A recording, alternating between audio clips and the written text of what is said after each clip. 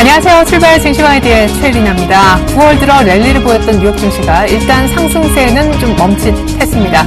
간밤에 다우지수도 한 4거래일 만에 하락을, 무엇보다 계속해서 긴 기간 랠리를 보였던 S&P 500 지수마저 8거래일 만에 내림세로 돌아섰다고 하는데요. 나스닥도 이렇게 되면 이틀 연속 조정을 받은 셈이 됩니다. FOMC 회의가 이제 점점 코앞으로 다가오는 가운데 무엇보다 시장이 신경 쓰고 있는 고용지표가 의외로 좋게 나온 것이 양적 완화 축소 우려를 다시 불러일으켰다는 분석이 있는데요. 무엇보다 앞서 계속 랠리를 보였기 때문에 주말 앞두고 약간 차익실현 매물이 나온 것이란 분석도 역시 설득력이 있어 보입니다. 유럽도 약간의 혼조 양상 정도였는데 얼마나 고용지표가 좋게 나왔을지 뉴욕 증시 관련된 지표까지 챙겨보겠습니다. 간밤 뉴욕 증시 고용지표 호조로 인해 양적 완화 축소 우려가 다시 부각되며 소폭 하락했습니다. 9월 들어 상승 랠리를 이어갔던 스탠다드&푸어스 500 지수가 8거래일 만에 하락세로 돌아섰고 다우지수도 나흘 만에 하락, 나스닥 지수도 이틀 연속 내림세를 이어갔습니다. 하지만 3대 지수 하락폭 자체는 0.3 내지 0.1%대로 크지 않았습니다. S&P 정례 회의를 5일 앞두고 발표된 지난주 신규 실업수당 청구 건수는 29만 2천 건으로 7년 5개월 만에 가장 적었습니다. 이는 시장 전망치 33만 건과 직전주에 32만 3천 건에 크게 못 미치는 건데요. 하지만 두 배 주의 컴퓨터 집계가 제대로 이루어지지 않아 일시적인 변동 요인이 클 것으로 추정됐습니다. 유로존의 7월 산업 생산은 전월에 비해 1.5% 하락했습니다. 이는 시장 전망치 0.1% 증가뿐 아니라 직전월의 0.6% 상승보다 큰 폭으로 감소한 수치입니다. 이처럼 저조한 지표와 시리아 사태 해결 불확실성으로 유럽 증시는 혼조세를 보였습니다. 영국과 독일이 전장과 비슷한 수준에서 장을 마감했으며 프랑스 카크 40 지수도 0.3% 하락했습니다. 미국 연방정부의 8월 재정 수지는 1,480억 달러 적자를 기록했습니다. 또 지난해 10월부터 시작된 2013년 회계년도 11개월 동안 재정 수지 적자 규모는 총 7,550억 달러로 지난해 같은 기간보다 35%나 급감했습니다. 이에 따라 다음 달에 끝나는 올 회계년도 재정 적자 규모는 5년 만에 처음 1조 달러 밑으로 떨어질 전망입니다. 존 캐리 미 국무장관과 세르게이 라브로프 러시아 외무장관이 스위스 제네바에서 만나 시리아 화학무기 폐기를 위한 이틀간의 협상에 들어갔습니다.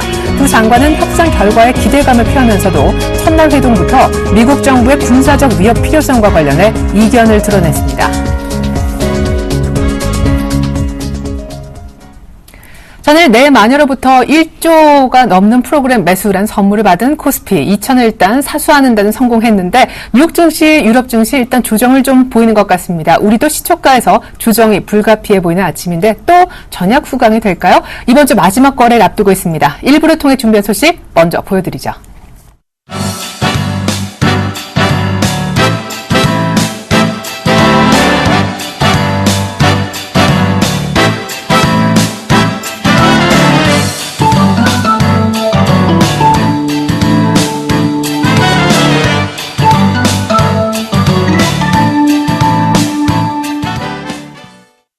강정 부장님과 함께 시초가에 들어가 볼 만한 종목 얘기 나눠보겠습니다. 부장님 안녕하세요. 네, 안녕하세요. 네, 전일 GS 추천해 주셨는데 한 주간의 시초가 공략주 점검 받아보는 금요일이잖아요. GS 포함해서 목표가에 거의 달성한 수익률이 가장 좋은 GS건설도 리뷰 부탁드리겠습니다. 네, GS도 최근에 외국인 매수 들어오는 모습을 보여주고 있고요. GS와 SK이노베이션, S-오일 전체적으로 정유화학 업종도 바닥을 턴하면서 2분기 대비 3분기의 기저효과 기대할 수 있는 부분이라고 보시면 되겠고, 계속적으로 보유 전략 유지하겠고요. 이번 주 나간 종목들 GS건설 어제 사실 좀 거래가 많이 트면서 좀 부담스러웠습니다만 기관 외국인이 동시 순매수가 들어왔습니다. 그래서 GS건설도 이 하반기 건설주에 대한 모멘텀이 있을 것 같고요. 제가 제시한 목표가 42,000원은 꼭 준수하시고 나머지 종목들은 전부 다 외국인 매수 종목이 유입되는 종목입니다. 롯데푸드 정도만 기관이 매수가 좀 되는 종목이기 때문에 전체적으로 바닥고 나서 우상향 패턴 견조한 모습을 좀 보여주고 있다. 그런 측면에서 본다면 충분히 저가 매수가 가능한 그런 종목으로 제시하도록 하겠습니다. 어제 4%대 하락했던 GS건설, 어제 그럼에도 외국인 기관의 쌍끌이 매수가 들어왔기 때문에 긍정적이다. 기존 목표가 유지하셨습니다. 오늘 시초가에는 어떤 종목 들어가 볼까요? 네, 오늘 투매 종목은 광동제약입니다. 옥수 수염차라든가 비타 500, 음료로 많이 알려져 있는데요. 전체적으로 이 부분의 매출액이 좀 큰 그런 회사라고 보시면 되겠습니다. 투자 포인트는 하반기 실적으로 좀 기대감입니다. 광동제약 2분기 실적은 매출액은 전 동기 대비해서 38% 성장을 했고요. 영업이익도 24.7% 증가한 110억을 기록했습니다. 다만 70억대 세금 추징을 받으면서 2분기 순이익이 6억 원에 불과한 부분이 7월 말 이후 고점 형성 이후에 주가가 좀 하락하는 그런 좀 원인이 있다라고 보시면 되겠고요. 기타 500과 옥수수 수염차는 정체를 보였습니다만 이 삼다수의 외형 성장을 좀 견인하고 있는 부분입니다. 그래서 영업 상황을 보면 쌍화탕류 매출이 정체됐고 옥수수 수염차, 삼다수가 외형 성장을 좀 견인한 그런 모습을 좀 보였다라고 보시면 되겠습니다. 8월에 그 코스피 의약품 지수는 전월 대비 9% 감소하면서 전적으로 좀 제약업종이 조정을 받은 그런 좀 모습을 좀 보였습니다. 그런 부분에서 광동제약도 많은 어떤 주가의 하락을 좀 보였었는데요. 의약품 지수가 이제 밸류에이션 부담과 정부의 그 이벤트 축소 이런 부분들이 하락하는 모습을 보였다면 최근 8월달 이후에 9월달에는 하반기로 갈수록 제약업종에 대한 상승세를 좀 보여주고 기대할 수 있기 때문에 기술적인 성숙인 4분기까지도 일단 계속적으로 저가 매수가 가능한 그런 측면이 아닌가 싶고요. 올해 실적 대비해서 광동제약은 현주가 PR 17배 정도 수준입니다. 내년도 실적 대비해서는 PR 2.5배 수준인데 지금 그 제약업종 평균 PR이 18배에서 20배를 적용을 받고 있는 상황입니다. 그래서 9,000원대와 만원대 배려 매력이 충분히 있다라고 보시면 되겠고요. 외국인도 9월 10일부터 최근 3일 연속 14만 주의 누적 수면수를 보이고 있는 부분도 투자 포인트로 주시하도록 하겠습니다. 네, 무엇보다 8월달 좀 하락하면서 밸류에이션 매력이 더 돋보이게 된 상황인데 어제 보니까 한 5% 가까이 급등했더라고요. 오늘 시초가에 들어간다면 단기적으로 어디까지 추가 상승하리라 보세요? 네, 오늘 시초가 대비해서 목표가는 8,350원에서 8,400원 정도 사이 밴드를 제시해드리겠고요. 손절가는 7,150원 하회하지 않는다면 조정우 씨의 석가매수 전략으로 가시면 되겠다라는 생각이 듭니다. 이걸 좀 참고해서 투자하시기 바라겠습니다. 네, 시초가에 광동제약 들어가 보자 설명을 강정 부장님 통해서 들어봤습니다. 감사합니다. 네, 고맙습니다.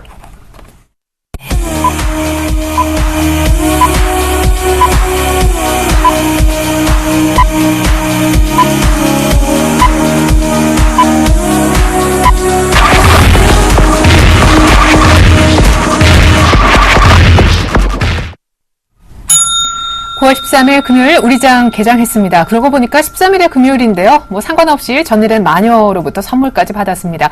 1조 원이 넘는 올 들어 최대 규모의 프로그램 매수세가 들어오면서 전일 선물 옵션 동시만길임에도 불구하고 코스피는 2,000을 지킬 수가 있었는데요. 사실 2013 중반까지 노려봤었지만 펀드 환매매 압력에 따른 기관의 매물 탓에 2,000 그냥 지키면서 강보합권에 만족해야만 했습니다. 무엇보다 뉴욕과 유럽에서 이제 슬슬 FOMC 회의를 앞두고 여러 조정의 빌미를 들면서 살짝 조정을 보이고 있는데요. 우리 역시 오늘 1,900대에서 출발하는 모습입니다. 조정 보이고 있는 아침 출발 상황 더욱 자세하게 분석 들어보겠습니다.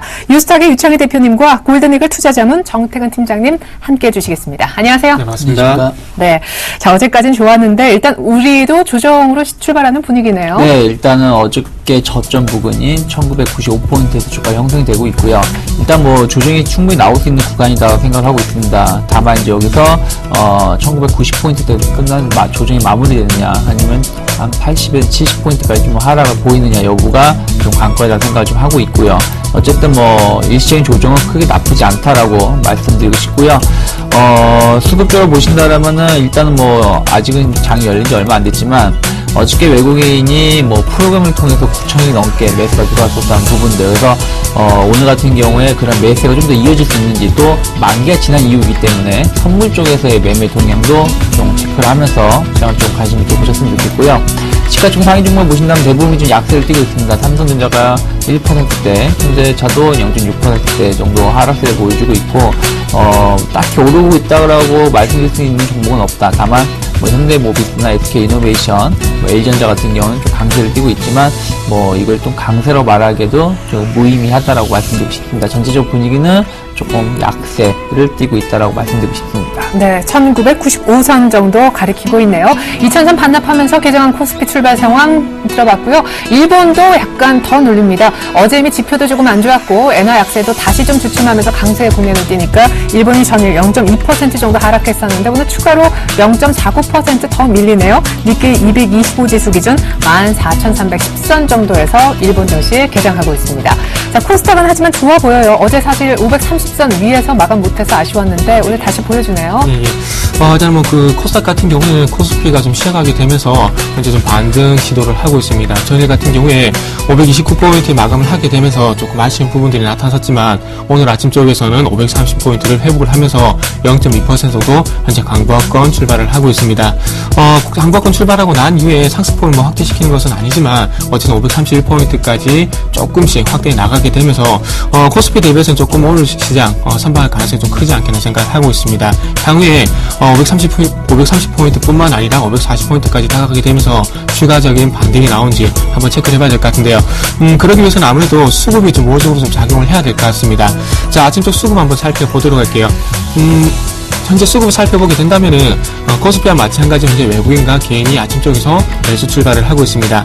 외국인은 3억 그리고 개인은 2억 정도 매수 출발을 하고 있고요. 하지만 반대로 기관은 4억 정도 현재 매도 출발을 하고 있습니다. 시가총액 상위선부터 간단하게 보게 된다면 현재 전체적으로 현재 상승 출발을 하고 있습니다. 셀트리온, 파라다이스, SK 브로드밴드 다음이 현재 상승 출발을 하고 있습니다. 네, 코스피는 약간 조정, 코스닥은 추가 상승하면서 약간은 혼조 양상으로 시작을 하고 있는데요. 우리 샘플러스 멘토들은 현대 시장을 어떻게 바라보고 있을까요? 방송을 통해서 직접 들어보시죠.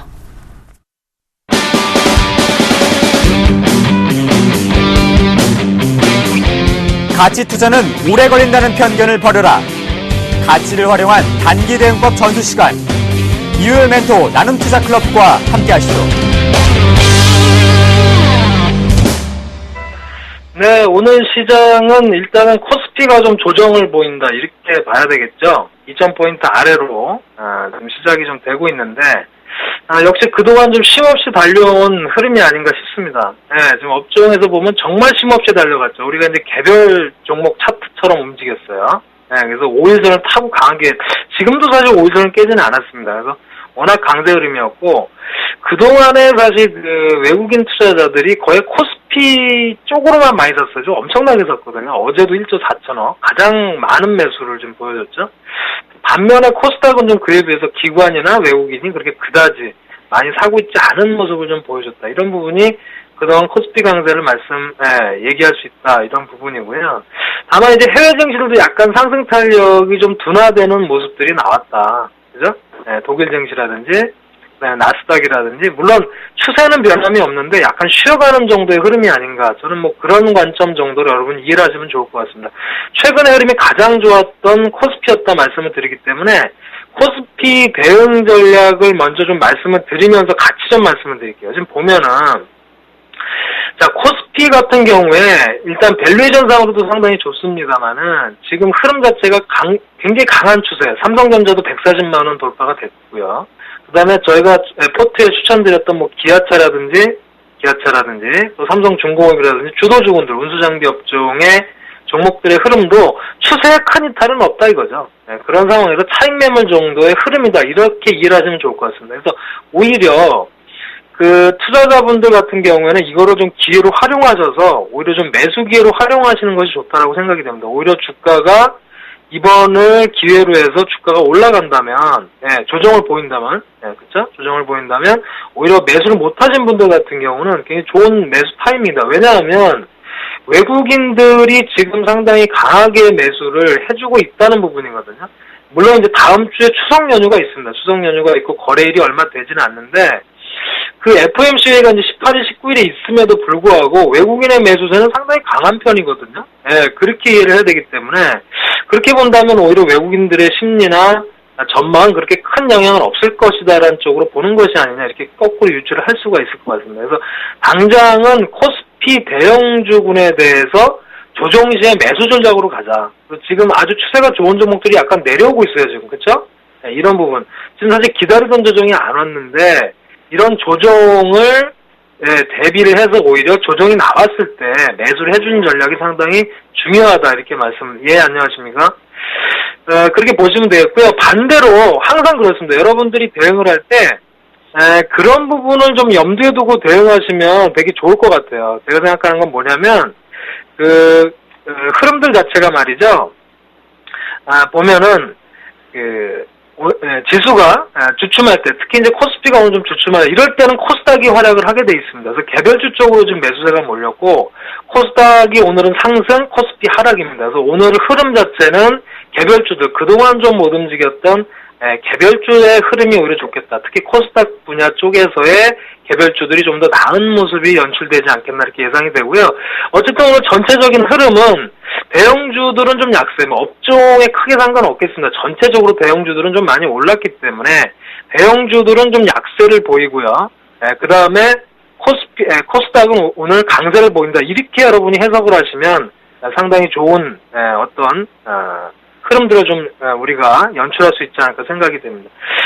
전체적으로 어쨌든 그럼에도 불구하고 우리나라 증시가 사실 지금 전체적으로 2000포인트가 상당히 부담스러운 어떤 저항선으로 작용을 하고 있거든요. 그런 상황이긴 합니다만 제 생각에는 그럼에도 불구하고 우리나라 증시의 밸류에이션이라든지 우리나라의 어떤 성장 동력 이런 걸 봤을 때 주가는 그렇게 비싸지 않은 영역이다 이렇게 말씀을 드리고, 제가 누차 말씀드렸지만 지금 주도주군인 삼성전자라든가 자동차군이라든가 이런 종목을 계속 주시하는 이유는 말씀드렸지만 굉장히 밸류에이션이 좋다는 거예요. 예상되는 순이익이 상당히 많다는 겁니다. 그래서 그런 부분에 오히려 여러분들이 집중을 하실 필요가 있지 않겠나, 저는 그런 관점으로 말씀을 좀 드리고 싶고요. 오늘 흐름 자체에서는 좀 단기 개별 종목, 또 반등을 해주는 그런 업종의 종목에 집중하실 필요가 있겠고, 다만 중장기적으로 대처하시는 투자자분들의 경우에는 제가 추천드렸던 주도주군이죠. 기아차라든가 삼성전자, 그리고 조선주들, 그 다음에 최근에 또 많이 올라오고 있는 철강, 화학, 기계업종, 건설업종, 이런 종목들의 조정이 나왔을 때 여러분들이 오히려 매수 관점에서 조정을 오히려 매수의 어떤 시기로 잡으셔서 대처하는 것이 상당히 유리한 국면이 아닌가 이렇게 말씀을 좀 드리겠습니다. 그렇게 대처를 하신다면 무난한 대응이 좀 될 것 같고요. 전체적으로 오늘 어쨌든 금요일이고요. 또 다음 주 추석 연휴가 있기 때문에 일단은 숨고르기 흐름이 예상이 됩니다. 저는 숨고르는 흐름이 예상이 좀 되기 때문에 오히려 좀 느긋하게, 오늘 좀 금요일이거든요. 그래서 느긋하게 오히려 조정을 좀 기다리시면서 조정이 나왔을 때 우리가 대처해주는 전략도 상당히 좋겠다 이렇게 말씀을 좀 드리겠습니다. 그래서 전체적으로는 조정식 우리가 대형주들을 매수하자, 그런 관점으로 좀 말씀을 드리고요. 아직까지 방향 자체가 외국인들의 방향은 아직 코스피거든요. 그래서 개별주인 코스닥도 물론 이제 들어는 오겠습니다만 당장은 코스피 쪽에 좀 더 집중을 하셔도 당장은 수익률 게임에서 좀 앞서갈 수 있지 않겠나 이렇게 말씀을 드립니다. 그래서 대형주 조정 시에 오히려 매수 관점으로 나서는 것이 여러분들의 투자 또 수익률 면에서는 좋은 흐름이 아니겠는가, 저는 그렇게 좀 말씀을 드리고 싶습니다. 그렇게 대처하신다면 무난할 거라고 저는 생각이 좀 되고요. 그렇게 여러분들이 투자하시기를 또 말씀을 좀 드리겠습니다. 글쎄요, 오늘 유망한 종목들을 좀 일단은 좀 시간이 가면서 좀 나올 텐데, 제가 2시에 또 오늘 또 추천 드리고 또 방송을 이어가거든요. 그 시점에서 제가 이제 추석이 얼마 안 남았죠. 추석 용돈벌이 할 수 있는 그런 좀 단기 관점, 1박 2일 코스라고도 할 수 있겠습니다. 오늘 매수해서 다음 주 초반에 매도하는 그런 종목군들을 좀 말씀을 드릴 시간을 좀 갖도록 하겠습니다. 그래서 그렇게 오후 2시에는 진행을 좀 하도록 하고요. 전체적으로 투자자분들이 약간은 요번 상승 시에도 조금 좀 차별 하나 있었습니다. 물론 대형주군 전체적으로는 다 오르긴 했습니다만 그 와중에서도 대형주군도 종목별로 차별화가 좀 있기 때문에 그런 종목군에 대해서도 언급을 이따 오후 2시쯤에 말씀드리도록 하고요. 오늘도 성투하신 하루 되시기를 말씀을 좀 드리고, 역시 오늘 흐름은 어쨌든 개별적인 종목 흐름이 좀 더 강할 가능성이 높다. 다만 중장기 투자자는 대형주들을 조정 시에 매수하는 전략이 상당히 유리하다. 현재 흐름상에서 이렇게 말씀을 드리면서 마무리 드릴 수가 있겠습니다. 이따 오후 2시에 다시 좋은 종목, 추석을 맞이해서 용돈벌이 할 수 있는 좋은 단기 종목을 가지고 다시 한번 말씀드리도록 하겠습니다.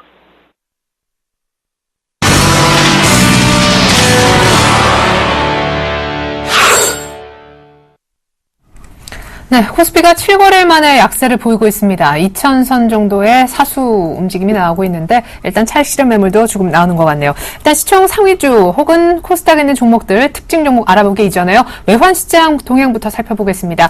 서울 외환시장 개장 어떻게 하고 있을까요? IBK 투자증권의 윤영교 연구원님 만나보겠습니다. 안녕하세요. 네, 안녕하십니까? 네, 시리아 사태가 조금은 아직 불확실하지만 완화되는 분위기. 무엇보다 외국인의 항공물 사자가 계속되면서 원달러 환율도 전일 하루 만에 다시 빠졌는데 1,080원대 중반에서 FOMC 회의를 앞두고 있습니다. 오늘 어떻게 움직이고 있는지 전망도 부탁드립니다. 네, 간밤 글로벌 외환시장에서는 미국 고용지표가 호조를 보이면서 다음 주 예정되어 있는 9월 FOMC에서 양적 완화 축소 가능성이 확대돼 달러화가 주요 통화 대비 강세를 보였습니다. 어젯밤 발표된 미국 주간 신규 실업수당 청구 건수는 전주보다 3만 건이나 크게 감소하면서 29만 2천 건을 기록해 7여년 만에 최저치를 기록했는데요. 이에 따라 8월 고용보고서 부진에도 불구하고 9월 FOMC에서 연준이 자산 매입 축소를 시작하거나 최소한 명확한 가이드라인을 제시할 것이라는 견해가 달러 강세를 이끌었습니다. 장중한 때 달러당 99엔선에 바짝 다가서며 하락했던 엔달러 환율은 99.6엔대까지 상승했고 달러 유로 환율은 유로당 1.32달러대에서 거래가 이루어지고 있습니다. 어제 우리 외환시장에서 원달러 환율은 전거래일 대비 1.5원 하락한 1,085원에 거래를 마쳤습니다. 9월 한국은행 금융통화위원회에서 시장 예상대로 기준금리를 동결해 시장에 거의 영향을 주지 못한 가운데 연일 계속되는 외국인 주식 순매수로 원화 강세 압력은 이어졌습니다만 1,080원대에서 단국 개입 가능성은 추가 하락의 부담으로 작용했습니다. 간밤 여계 NDF 시장에서 원달러 환율은 어제 서울 외환시장 현물환 종가 대비 0.6원 하락한 1,086.5원에 최종 호가됐는데요. 다음 주 우리 시장에서는 거래가 없는 추석 연휴 기간 중에 9월 FOMC가 예정돼 있어 오늘 서울 외환시장은 관망세가 우세할 것으로 전망됩니다. 다만 외국인 주식 자금 부담은 여전하고 일부 수출업체의 추석 전 내고 물량 출회 등의 가능성은 있어 기본 방향은 하방이 될 것으로 보입니다. 다만 앞에서 말씀드린 대로 1,080원대에서는 가격대에 대한 부담과 단국 개입 우려가 여전해 하락폭은 소폭에 그칠 것으로 보입니다. 네, 일단 FMC 그리고 추석 연휴 앞두고 관망세가 짙겠지만 아마 1,080원대 초반, 82원 정도까지만 보시고 단국 개입 때문에 하락세도 나온다 할지라도 제한적일 것이다. 이렇게 전망해 주셨네요. 윤영교 연구원님과 함께 해봤습니다. 환시장 얘기 잘 들었습니다. 네, 감사합니다.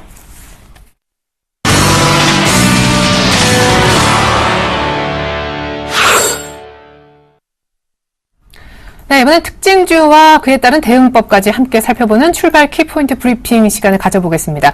오늘 장 초반 잠깐 삼성전자가 140만 원을 내주는 것 같았지만 현재 지키고 있는 상황이고요. 오늘 STX 그룹주는 일제 파란불, 하지만 동양 관련된 종목들은 또 빨간불이네요. 분석 부탁드려요. 네, STX 그룹이 이제 그 기업 회생 절차 이게 나왔죠. 근데 이제 이게 이슈가 이제 이미 소멸했던 거죠. 그동안. 그러다 보니까 이제 추가적인 모멘텀이 없이 흘러내리는 모습. 제가 예전에도 몇 번씩 말씀드렸습니다만, STX 그룹이 어떻게 될지 모르겠지만, 어떤 이런, 이슈로 인해서 올라간 것은 다시 제자를 회귀할 수밖에 없다. 채권단이 돈을 준다고 해서 실적이 급격히 늘어나는 건 아니기 때문에 좀 보수적으로 보자고 말씀드렸던 부분들 연장선이 아닐까 생각을 하고 있습니다. 그래서 STX가 8%대 하락을 하고 있고요. STX 엔진, 조선해양, 중공업 모두 3%대 하락을 하면서 예전에 이제 그 주가 상승을 올려놨던 부분들을 대부분, 상쇄시키고 있다라는 거 언급해 드리고 싶고요.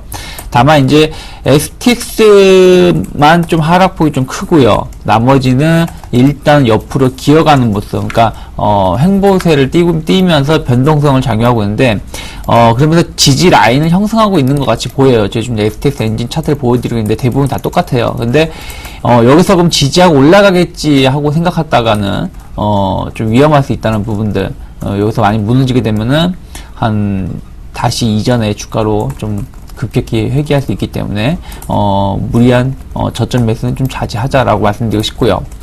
반대로 이제 동양그룹이 이제 오늘 좀 강세를 좀 띠고 있습니다. 네. 이제 오리온이 이제 동양의 재무구조 개선을 위해서 자금을 출자할 수 있다라는 얘기, 또 이제 동양 네트워크스가 동양 매직, 우선 그 인수 매각, 협상자, 발표, 이런 부분들로 인해 가지고, 동양그룹이, 조금은 재무구조가 개선될 수 있다는 기대감으로 인해 가지고, 7에서 한 5, 6%대 급등세를 띠고 있습니다. 오리온 같은 경우는 좀 하락을 보이고 있죠. 네. 왜냐면 이제 자금을 지원하게 되면 결국은 오리온 관련해서는 좋은 건 아니겠죠. 그렇기 때문에 좀 주가가 약세를 띠고 있고, 나머지 동양그룹은 주가가 상승을 하고 있는데, 동양그룹도 그렇게 보시면 될 것 같아요. STX만큼은 아니지만은, 결국에는, 이 자금이 지원이 되거나 돈이 들어온다고 해서, 설비 투자라든지 이런 쪽으로 가는 게 아니라 빚을 갚거나, 뭐 이런 쪽으로 이제, 자금을 사용이 되는 것이기 때문에, 주가 상승에는 제한이 걸릴 수 있다라는 거. 또, 어쨌든 우리나라가 아직 건설업종이 아직 급격히 살아나고 있는 건 아니기 때문에 이러한 기대감으로 주가가 올라왔던 부분들은 다시 회귀할 수 있다. 예를 들어서 뭐 동양 네트워크스 같은 경우도 보신다라면은 과거에 이 동양 매직의 동양 매직 그 매각 얘기가 지금 처음 나온 게 아니죠. 네. 한 연초부터 계속 나왔었는데 주가가 올라가고 나면 다시 빠지고 다시 올라가고 나면 빠지고 있는 모습을 반복하면서 우하향 계속 하락 추세들을 돌파시키지 못했다라는 거예요. 그렇기 때문에 물론 지금 길게 본다라면은 삼각수렴의 끝자락이 아니냐라고 말할 수 있겠지만 이거는 그렇게 보기에는 조금 뭐 무리가 있을 수 있다라고 말씀드리고 싶습니다. 네, LG 디스플레이가 최근에 수급도 좀 꼬이고 이틀 연속 급락하더니 오늘 드디어 반등을 줍니다. 오늘 반등을 얼마나 믿을 수 있을지, 왜 오르고 있나요? 그러니까 그 얼마나 믿을 수 있을지가 저도 참 고민이 되는 건데, 네. LG 디스플레이가 이제 3분기 그러니까 하반기 실적에 대한 기대감이 작용을 하고 있어요.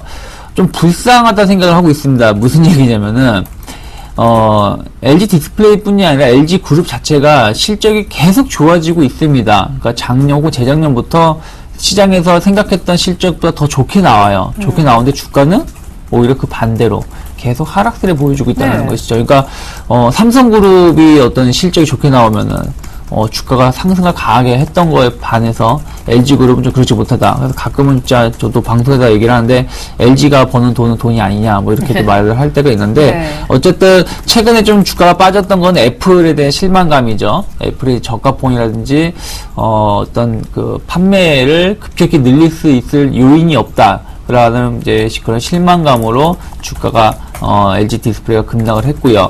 그리고 오늘 같은 경우는 이제 실적 개선에 대한 기대감. 근데 저는 그렇게 봅니다. 솔직히 말씀드리면은 휴대폰 자체만 본다면 여전히 삼성이라든지 애플의 인지도가 높아요. 근데 화면만 본다라면, 디스플레이만 본다라면 삼성의 인지도가 확 떨어지는 경우가 볼 수 있어요. 여전히 아몰레드는 IPS 방식보다는 좀 떨어진다는 거죠. 그렇기 때문에 그 LG 디스플레이 기술력은 충분히 인정이 되고 있고, 또 LG 디스플레이가 뭐 LG전자하고 애플에만 공급을 하는 게 아니라 대부분의 휴대폰 회사에도 납품을 하고 있기 때문에 좀 주가 하락을 좀 가도했다라고 생각을 합니다. 하지만 어쨌든 주가가 빠진 상황에서 중요한 자리 27,000원 정도 지지 라인 되는 곳에서 반등이 나오고 있고, 이게 제가 보기에는 어쨌든 뭐 실적 여부를 떠나서 네. 한 28,500원이나 29,000원을 빠른 시일 안에 회복을 시켜줘야지 주가가 다시 치고 나갈 수 있다고 말씀드릴 수 있는데, 그게 아니라면은 지금은 일단 단순한 기술적 반등에 불과하다. 그래서 무리하게 여기서 저점 매수를 하거나 추격 매수할 필요는 없다. 오히려 확인하고 들어가도 괜찮다라고 생각을 하고 있습니다. 네. 자, LG 디스플레이 무리하게 지금 여기에서 매수할 필요 없다라는 전략까지 들어봤습니다. 이번엔 코스닥, 오늘 좀 상대적으로 괜찮아 보이는 코스닥의 특징 종목 볼 텐데, 오늘 제4 이동통신주들이 좀 강세를 띱니다. 일부 종목은 상한가까지 치고 있는데, 전일 오후장부터 테마가 형성된 화장품주와 슬금슬금 오르고 있는 카지노주까지 세 개 테마 먼저 볼까요? 네, 예. 일단 그 제4이동통신 같은 경우에 지금 기산텔레콤이라든지 서화정보통신, 그 용호통신 이런 종목들이 좀 상당히 좀 아침 쪽에서 소위 말하는 기산텔레콤 같은 소위 말하는 점상한가에 이제 진입을 했습니다. 아침 쪽에서 미래창조과학부에서 와이브러를 접고 전격적으로 TDD를 도입한다는 그런 소식이 나오게 되면서 이런 부분들이 좀 호재가 되는 것이 아닌가 좀 생각이 되고 있어요. 자, 새로 그 TDD를 선택을 하게 되면서 이제는 뭐 기존의 기간통신 사업자뿐만 아니라 제4 이동통신 사업자까지 나올 가능성이 상당히 크다는 그런 전망이 나오고 있는데, 아무튼 제4 이동통신사가 나오게 된다면은 그로 인한 어떤 설비 투자 분명히 좀 필요할 겁니다. 그래서 LTE 관련 장비들 그 설비 투자 필요하기 때문에 그와 관련된 장비 업체들이 아침 쪽에서 그런 연유로 제가 보기엔 좀 부각이 되는 것이 아닌가 좀 생각이 되고 있어요. 자, 어떤 그 설비 투자라는 부분들이 얼마만큼 좀 이루어질지는 좀 더 지켜봐야 되겠지만, 어쨌든 아직까지는 항상 말씀드리지만 테마 같은 경우는 말 그대로 테마고요. 그리고 그 테마 같은 경우는 어떤 기대감이 조성이 되게 되면서 부각이 되는 경우가 많았었기 때문에 지금은 아직까지는 좀 그런 선상으로 좀 봐야 될 것 같습니다. 자, 그래서 지금 현재 그 기산텔레콤 같은 게 14.85% 정도 상당히 큰 상한가에 진입을 하고 있고, 서화정보통신도 마찬가지로 지금 현재 그 14.29% 정도 현재 상승을 하고 있는데 상한가에 진입을 하지 않겠나 좀 생각을 하고 있습니다. 자, 오늘 중요한 것은 지금 서화정보통신 같은 경우에 거래량이 실리게 되면서 지금 현재 상승세가 확대가 되고 있는데 이 부분은 마찬가지로 상한가에 진입할 가능성이 상당히 클 것 같고요. 영후통신 같은 경우 지금 이 꼬리를 좀 달고 있는데 만약에 기산텔레콤, 서화정보통신이 장 마감까지 계속해서 강세를 보이게 된다면 영후통신도 마찬가지로 강세가 좀 이어지지 않겠나 현재 좀 생각을 하고 있습니다. 자, 기산텔레콤 그 제4이동통신뿐만 아니라 지금 쪽에서 화장품 관련주들도 현재 좀 강세를 보여주고 있는데 뭐 그런 품이 같습니다. 그 최근에 이번 정권 들어오게 되면서 정부에서 바이오 헬스케어 산업을 육성할 것이다. 그리고 제약 펀드를 육성을 할 것이다. 그런 얘기가 나오게 되면서 바이오 테마가 좀 잠시 일었었는데 그것뿐만 아니라 다시 한번 긍정적인 소식이 나왔습니다. 화장품 산업을 다시 한번 정부 육성 산업으로 키우겠다. 그러면서 어떤 펀드라든지 어떤 자금 조성을 하겠다는 얘기가 나오게 되면서 아침 쪽에서 에이블 CNC라든지 관련 코스맥스라든지 관련 종목들이 상당히 좀 강세를 보이고 있습니다.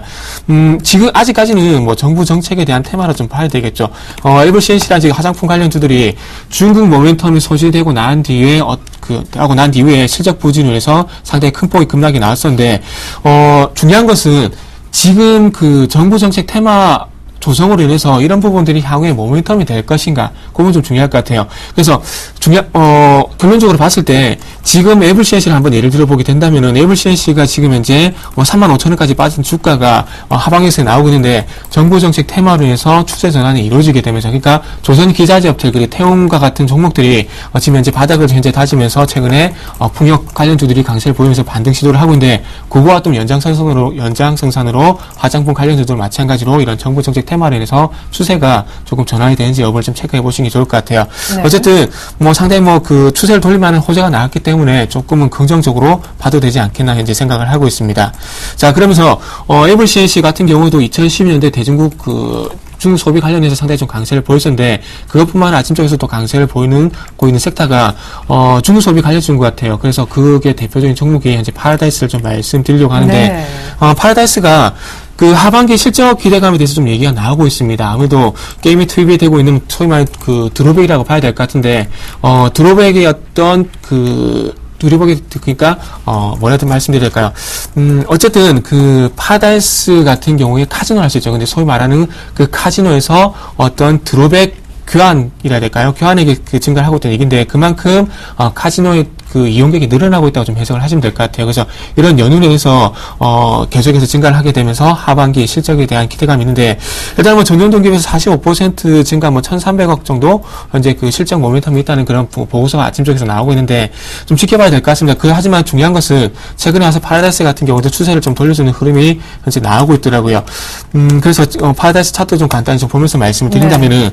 자, 파라다이스 같은 경우에도 지금 2만원까지 갔던 주가가 소위 말하는 N자인 반등으로 이제 반등 추세가 위쪽으로 좀 전환이 되고 있습니다. 그렇다면은 지금 이런 하반기 실적에 대한 모멘텀이라면은 수급까지 호재될 동반된 수급까지 동반적으로 호전되게 되면서 적어도 전고점 26,000원까지는 봐도 되지 않겠나 생각을 하고 있습니다. 그래서 향후에 다시 지금은 단순히 기대감이고요. 어떤 좀 중요한 것은 실적 예상치, 그러니까 실적 가이던스가 3분기, 4분기 어떻게 나온지가 좀 중요할 것 같습니다. 그래서 아직까지는 기대감에 의한 어떤 상승으로 한번 추격을 해볼 수 있겠지만, 중요한 것은 향후에 실적도 마찬가지로 이런 드로백 증가로 인한 반영치가 나오는지를 좀 체크해 보시는 게 좋을 것 같아요. 네, 새내기주 아미코제는 오늘까지 급등세입니다. 어제 상한가로 마쳤고 오늘 약간 상승폭이 빠르게 줄긴 했네요. 네, 아미코젠 같은 경우는 헬스케어 테마가 좀 부는 것 같습니다. 네. 최근에 정부에서 그 원격 진료 법제에 대한 추진에 대한 얘기가 나오고 있는데, 이러면서 잘 아시다시피 헬스케어 관련 장비 업체들이 좀 강세를 보였습니다. 그래서 아미코젠 같은 경우는 거기에 대한 연관성이 좀 있는 것이 아닌가 좀 봐야 될 것 같은데, 무슨 얘기냐면은 이 회사에서 만드는 그 제약용 특수 효소, 그러니까 CX 효소라는 부분이 있습니다. 이게 이 회사 전체 매출 한 60% 정도 현재 차지를 하고 있는 것으로 알고 있는데 이 그 CX 효소가 항생제 원료로 들어간다고 합니다. 그러니까 항생제 같은 경우는 어떻게 본다면 의료 쪽이죠. 그렇다 보니까 의료 헬스케어 이런 부분과 조금 그 단순한 연관성 때문에 어제 좀 상한가 진입을 한 것 같고요.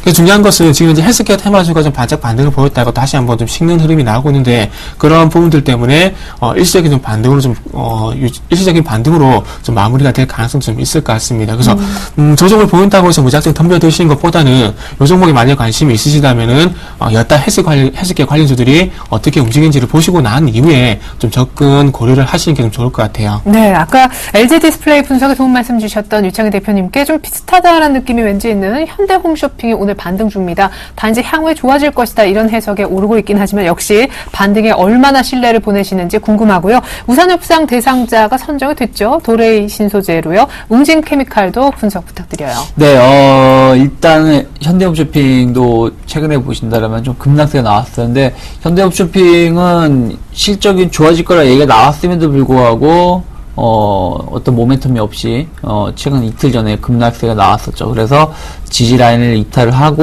오늘 다시 3% 상승을 보여주고 있는데 지금 좀 고민이 되는 구간이에요. 무슨 얘기냐면은 최근에 현대홈쇼핑 뿐이 아니죠. 뭐 GS홈쇼핑, CJ홈쇼핑 모두 상승 추세가 좀 꺾이면서 하락 추세로 전환이 되고 있는 구간에서 현대홈쇼핑마저도 좀 그러한 모습이 연출되고 있다는 거. 수급적으로도 그렇게 좋은 편은 아니기 때문에 제가 보기엔 그렇게 생각을 합니다. 일단 이 종목도 LG 디스플레이랑 비슷하게 생각을 해요. 일단은 16만 정도 잡아드리겠습니다. 뭐 한 3,000원 정도라고 생각을 하면 될 것 같은데 16만 원을 돌파하기 전까지는 조금 보수적으로 접근하시는 게 좋을 것 같고요. 그 자리에 돌파된다고 하더라도 막바로 17만 원에서 17만 5천 원 이상으로 가기엔 쉽지 않다라는 거. 좀 실적에 대한 기대감을 작용하고 있지만서도 주가는 좀 다르게 움직인다. 특히 외국인 수급이 좋지 못하다는 걸 보신다면은 조금은 보수적인 접근이 좋지 않을까. 오히려 지금 자리가 이탈하게 되면은 14만 원대까지도 좀 하락을 할 수 있다라는 거 좀 염두에 두셨으면 좋겠고요. 웅진케미칼이 이제 도레미 첨단 소재로 이제 인수가 확정이 됐다고 합니다. 그래서 이제 법원에 신청을 냈는데 한 4,300억 정도의 매각을 하기로 했다고 해요. LG하고 삼성하고 뭐 몇 군데를 제치고 됐다고 하는데 근데 주가는 그렇게 화답을 못 하고 있는 것 같아요. 더 비싸게 매각이 확정이 됐음에도 불구하고 일단은 이슈 해소에 따른 좀 차익 매물이 나오고 있는 것이 아닌가 생각을 좀 하고 있고요. 일단은 제가 보기에는 조금 보수적으로 보자. 그러니까 확인하고 대응할 필요가 있다 생각을 하고 있고요.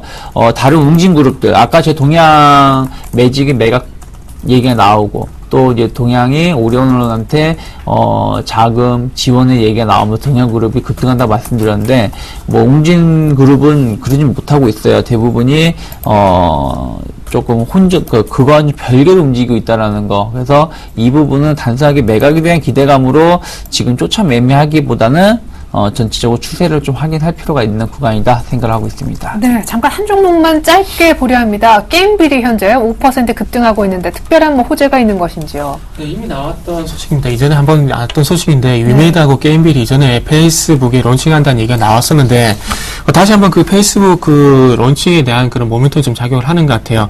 일단 그 조만간 페이스북 게임 론칭을 하게 되면서 이 계기로 해서 4분기 전후로 해서 실적이 회복이 될 것이라는 그런 기대감 때문에 아침 저녁 게임빌이 좀 강세를 보이고 있습니다.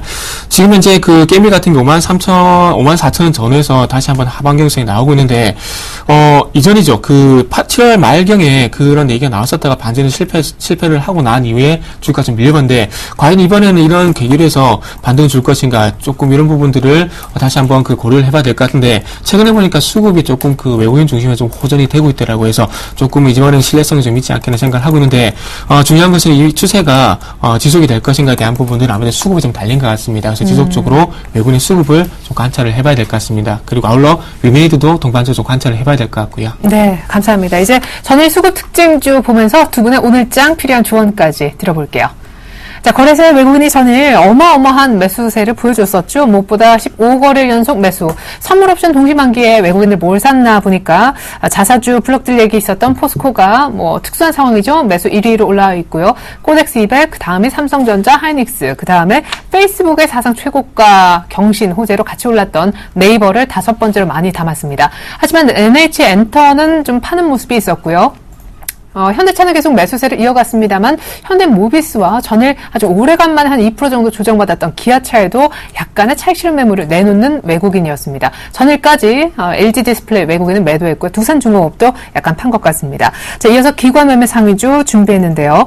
역시 레버리지 이제 12,000원대 완전히 안착하고 있죠. 오스에 최근에 태양광, 신재생에너지 무섭습니다. 18만 원대 왔는데 외국인이 쭉 끌고 오다가 기관이 어제 많이 사는 모습. 그밖에 아시아시멘트, LS 신한지주는 매수 강도 작았습니다. 포스코 제일 많이 정리했고 역시 특수한 상황이었겠죠. LG디스플레이가 2거래일 연속 양매도. 하지만 오늘은 반등주입니다. 삼성전자, 인버스도 약간 정리했네요. 분석 들어볼게요. 네, 일단은 아까 말씀하신 것처럼 포스코 같은 경우는 블록딜 8천억 규모의 매매가 있었기 때문에 이걸 제한다고 치고요. 그리고 코덱스 200, 삼성전자, 하이닉스, 네이버를 좀 매수를 했다는 부분들.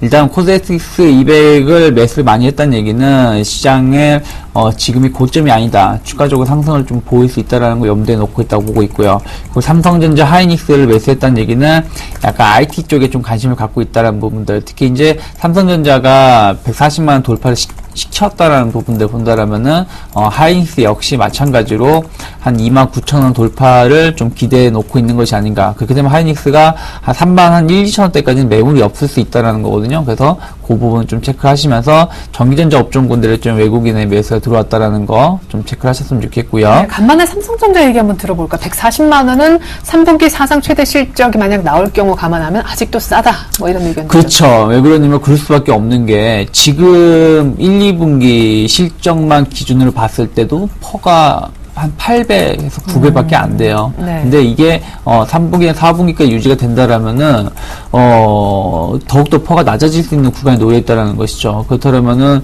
140만 원대라면은 외국인 입장에서는 충분하게 매수가 들어올 수 있는 권역이다 생각을 하고 있고, 또 오히려 3분기 실적이 좀 꺾일 수 있다는 얘기가 나온 상황에서 오히려 좋게 나온다라면은 조금 더 삼성전자가 지금 실적 이런 호조가 더 이어질 수 있겠구나라는 생각들. 또 애플이 안 좋게 나왔다는 얘기는 삼성전자에는 또 호재가 될 수 있다는 거. 그래서 주가가 좀 거기에 화답을 하고 있다라고 생각을 좀 하고 있고요.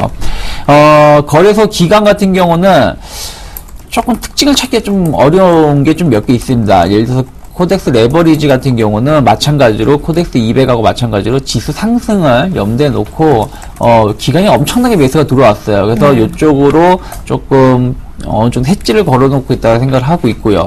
그리고 이제 OCI 같은 경우도 이제 태양광이 좀 변화가 기대가 되고 있죠. 근데 최근에 좀 많이 올라왔었기 때문에 여기서 신규로 추격 매수하기는 좀 부담이 된다라는 거 말씀드리고 싶고요.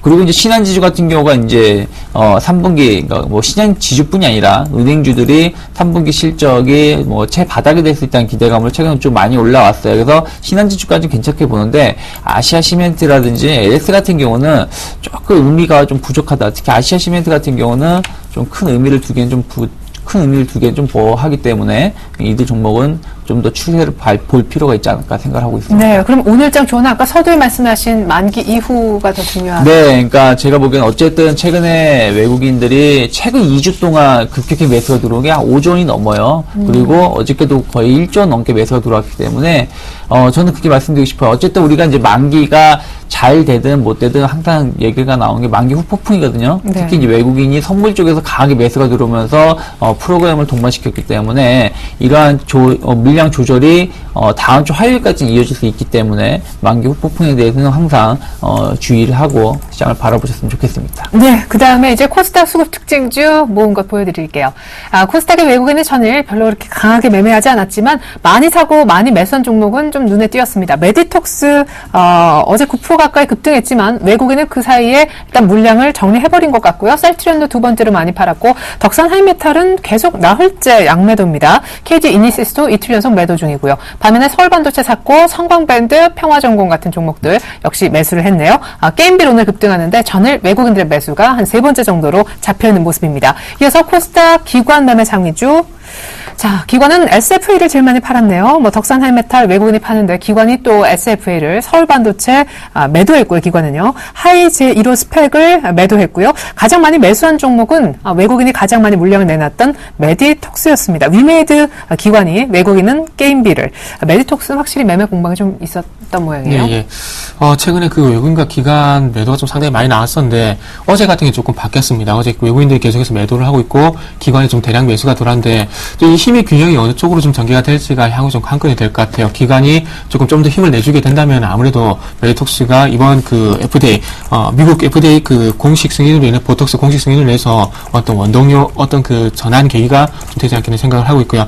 어쨌든 그 공식 승인을 받게 되면서 미국 시장 진출에 대한 기대감이라 좀 봐야 될 것 같습니다. 그래서 이 모멘텀을 해서 기관이 얼마만큼 강한 매수를 이제부터 해주는가가 더 중요하지 않겠나 이제 생각을 하고 있고요.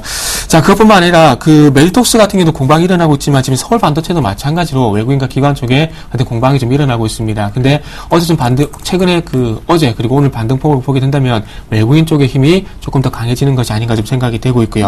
항상 말씀드리지만은 힘이 센 쪽으로 어쨌든 눈치 보기 하신 다음에 따라가는 게 제일 좋다는 부분들을 다시 한번 강조드리고 싶습니다. 그리고 간단하게 외국인 매수 상위 정도를 보게 된다면은 성광밴드 평화전공이 눈에 띄는데요. 최근에 아무래도 조선 섹터 그리고 자동차 섹터의 강세를 보이게 되다 보니까 외국인들도 코스닥 내에서 대한 종목들을 조금 살피는 것이 아닌가 생각이 되네요. 그래서 성광밴드 평화전공이 좀 특징적이라고 말씀드려보고 싶습니다. 자, 마지막으로 오늘장 한마디 좀 드려보게 된다면 그 어제 이어서 오늘까지 디지털 컨텐츠 그러니까 그 중에서 모바일 게임즈가 좀 상당히 좀 강합니다. 그래서 저는 코스닥 반등 시에 기술적 반등이든 추세적 반등이든 뭐 그 부분은 좀 뒤로 놓더라도 일단 반등을 주게 된다면 모바일 게임이라든지 전자결제 쪽으로 좀 관심을 가져보는 게 좋지 않겠는 생각이 되고 있어요. 오늘 그 부각이 되는 게임빌 뿐만 아니라 위메이드라든지 액투스소프트, 컴투스 그리고 웹젠과 같은 종목들의 기관 수급이 조금씩 변화가 생기고 있더라고요. 그래서 코스닥이 좀 더 반등을 주게 된다면 모바일 게임주 좀 한번 보시는 게 좋을 것 같고요. 그리고 전자결제도 최근에 하반기에서 좀 나오는 것 같습니다. 그래서 조금은 관심 종목에 편입을 할 필요가 있지 않겠나 이렇게 정리를 해보도록 하겠습니다. 네, 코스닥이 반등을 조금 더 여기서 준다면 공략해볼 만한 종목들 그리고 만기 이후에 후폭풍을 또 주의하자 거래소 팁까지 들어볼 수 있었습니다. 유창희 대표님 그리고 정태근 팀장님과는 이만 인사 나누겠습니다. 감사합니다. 감사합니다.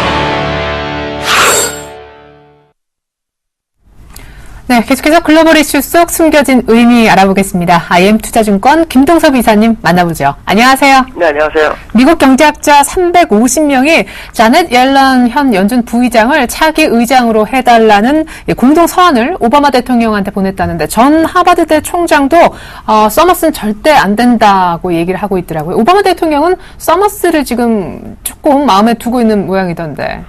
내시 이제 서머스가 되기를 원하는 것 같습니다. 이유는 잘 모르겠습니다. 있다면 뭐 백악관 내에 서머스 지지 세력이 많아서 정도가 되고 있고요.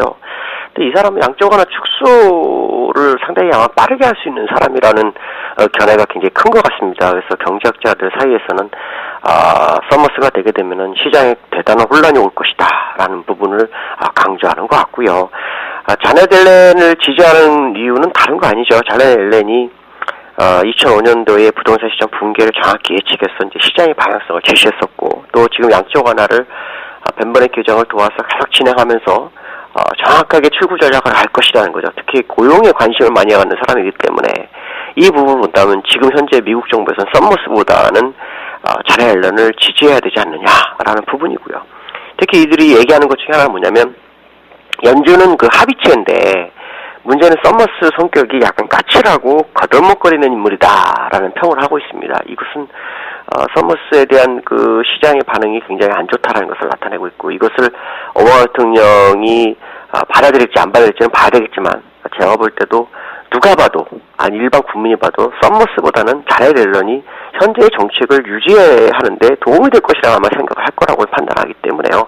아마도 오바마 대통령이 이 부분에 대해서 공감을 좀 하지 않을까라는 생각을 한번 해보고 있습니다. 네, 우리 이사님께서도 자넷 옐런이 되기를 바라고 계시죠.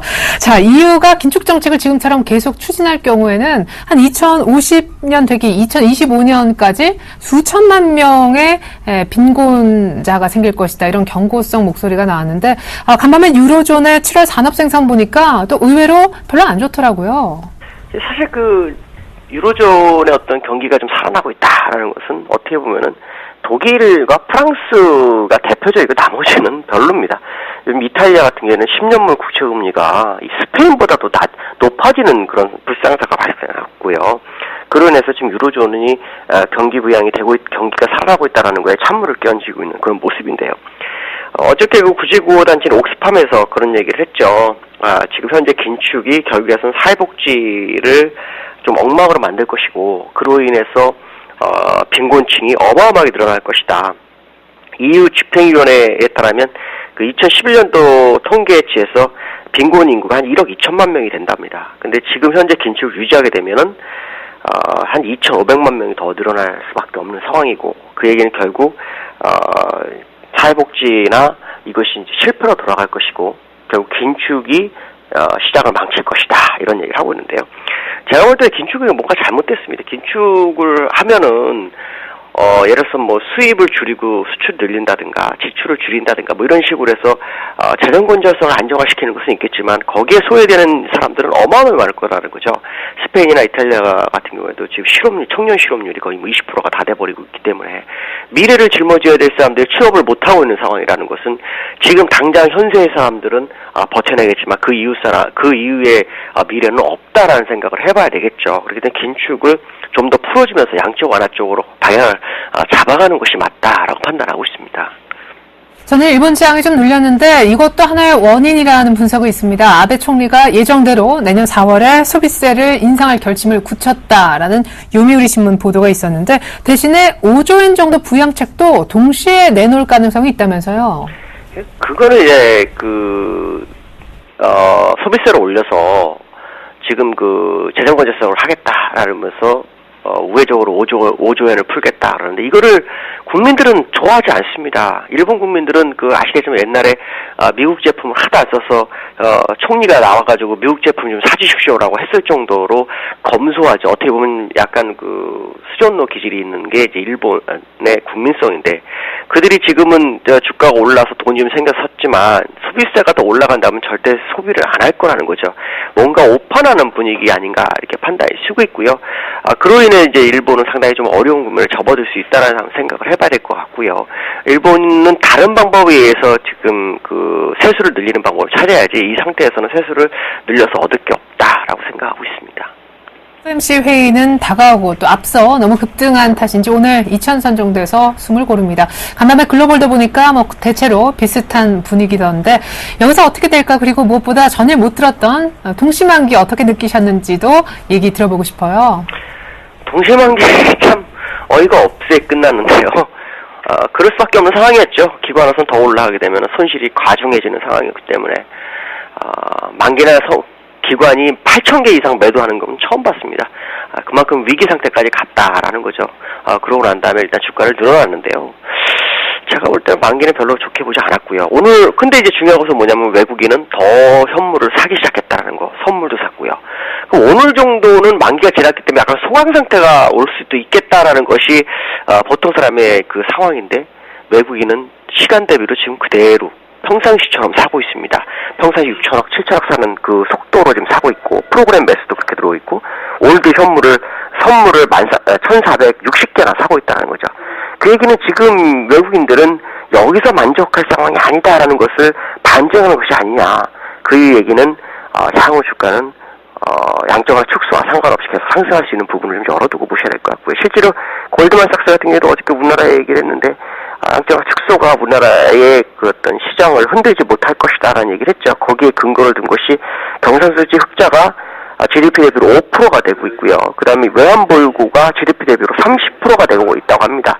근데 신흥국가들은 지금 외환보유가 10% 미만이고요. 경상수지는 적자이기 때문에 차별화 장세가 계속 진행될 것이다 라고 하는 것을 봤을 때는 지금 외국인들은 단기적인 매매가 아니라 장기적인 안목을 가지고 저점일 때 많이 집자라는 그런 생각으로 접근하는 것으로 봐야 되지 않나 이렇게 판단하고 있습니다. 그러면 실제 투자하는 입장에서도 조정 시에는 조금 매수 관점을 갖고 가야겠네요.